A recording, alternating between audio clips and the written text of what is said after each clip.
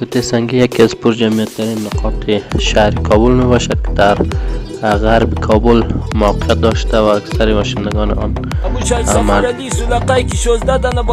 کوته سنگی که در اواخر بازسازی صورت گرفته توسط شاروالی کابل رنگ و چراغان گردیده است. مسئولان محلی شهردار کابل در این باره میگوید که تمام نقاط شهر کابل را از جمله بین گلدان‌ها و نقاط دیگر شهر کابل را تلاش می‌نماید تا بازسازی و آن را چراغان نماید.